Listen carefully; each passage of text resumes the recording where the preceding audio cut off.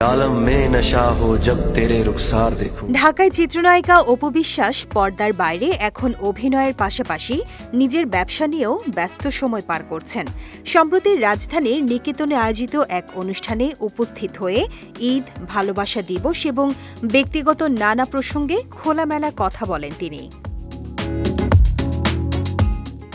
ভালোবাসা দিবস নিয়ে প্রশ্নের জবাবে অপু বিশ্বাস জানান, বর্তমানে তার কাছে ভালোবাসার সংজ্ঞা অনেকটাই বদলে গেছে। এখন তার জীবনের ভালোবাসা হল কাজ, ব্যবসা এবং দর্শকরা। অপু বলেন, এই মুহূর্তে আমার কাছে প্রতিটি দিনই ভালোবাসা দিবস। দর্শকদের জন্য ভালো কাজ করা এবং নিজের ব্যবসাকে এগিয়ে নেয়াই আমার প্রধান লক্ষ্য।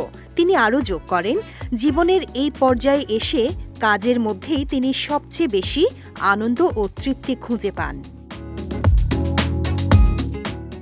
এক প্রশ্নের উত্তরে শাকিব খানের সঙ্গে ভালোবাসা দিবসের কোনো বিশেষ স্মৃতি নেই বলেও জানান এই নায়িকা। অপু বিশ্বাস বলেন, দীর্ঘদিন ইন্ডাস্ট্রিতে কাজ করতে করতে অনেক স্মৃতি এখন তার কাছে সাধারণ হয়ে গেছে। বহুবার শুটিং সেটেই ভালোবাসা দিবস কেটেছে তার।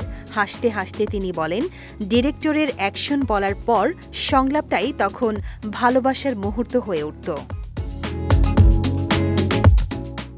অনুষ্ঠানে দর্শকদের প্রতি কৃতজ্ঞতা প্রকাশ করতেও ভোলেননি অপু বিশ্বাস। তিনি বলেন, রক্তের সম্পর্ক না থাকলেও ভক্তদের কাছ থেকে যে নিঃস্বার্থ ভালোবাসা পেয়েছেন তা সত্যি অতুলনীয়।